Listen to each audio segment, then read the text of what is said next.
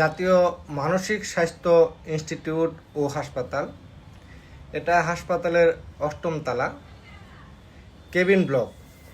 এখানে 4টি কেবিন ব্লকের প্রত্যেকটিতেই এভাবে তালা লাগানো আছে। এটা ঠিক আছে, কারণ যেহেতু মানসিক রোগীরা এখানে থাকেন, যে কোনো সময় তারা চলে যেতে পারেন, বেরিয়ে যেতে পারেন। কিন্তু এখানে দায়িত্ব পালনের জন্য সার্বক্ষণিক একজন সিকিউরিটি গার্ড এবং নিরাপত্তা কর্মী থাকার কথা। প্রায়ই কিন্তু তারা থাকেন না, এইভাবে তারা আটকানো থাকেন। যারা দর্শনার্থী থাকেন বা রুগী দেখতে আসেন, স্বজনরা এই জন্য কিন্তু ভোগান্তিতে পড়েন। দেখা যায় 1 ঘন্টা আধা ঘন্টা সময় চলে যায়, কেউ নেই। এরকম একটি দৃশ্য শনিবার রাত 10টা থেকে 10:30 পর্যন্ত চোখে পড়লো। এই যে দেখেন, বাইরে থেকে কেউ ঢুকতেও পারছে না, ভেতর থেকে কেউ বাইরেও আসতে পারছে না। ডক্টরস রুম ফাঁকা, যেহেতু উনি দায়িত্বে নেই। কিন্তু নার্সেস রুমও দেখা গেল ভিতর থেকে বন্ধ করা। আপনার নাম কি ভাইয়া? আচ্ছা, আমার নাম কাসিফ মুন্না। আপনি এখানে কেন আসছেন? আমার ফ্রেন্ড, সে হচ্ছে এখানে ভর্তি, তো তাকে দেখার জন্য এসেছিলাম।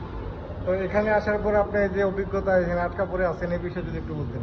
আচ্ছা, এটার ব্যাপারে যদি বলি যে যেহেতু এটা হচ্ছে যে একটা স্পেশাল ইউনিট, স্পেশাল হেলথ কেয়ারের একটা জায়গা, তো ওই জায়গাটাতে সবসময় আসলে ইমার্জেন্সি সাপোর্টের জন্য লোক থাকাটা জরুরি।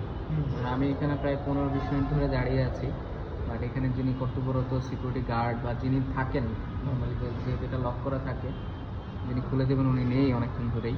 তো এটা আসলেই কষ্টকর যে এত এত পেশেন্টস এখানে ভর্তি থাকে, এবং অবশ্যই মানুষজন আসে দেখা করতে তার আত্মীয় বা হচ্ছে যে পরিচিত জনগুলোই।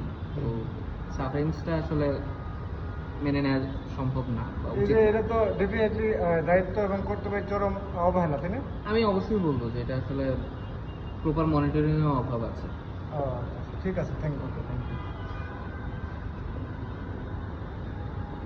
আপনি এখানে যে ভোগান্তির শিকার হচ্ছেন, এটা একটু বলেন। গেটের যে ভোগান্তিটা হচ্ছে, গেটে যে দারোয়ান আপনার থাকে, কাছে এসে বলেন। হ্যাঁ, আমি প্রায় বাসাতে গেছি, আমি ওইখানে দাঁড়াছিলাম, আর এই ঘরের মুখ ধুয়ে আসছিল, অনেকক্ষণ বসে রয়েছি।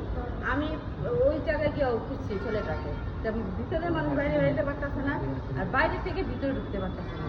তা আমি বলছি যে আপনি এত কি মানুষ এরকম অবস্থা করতেছে, আসছে না?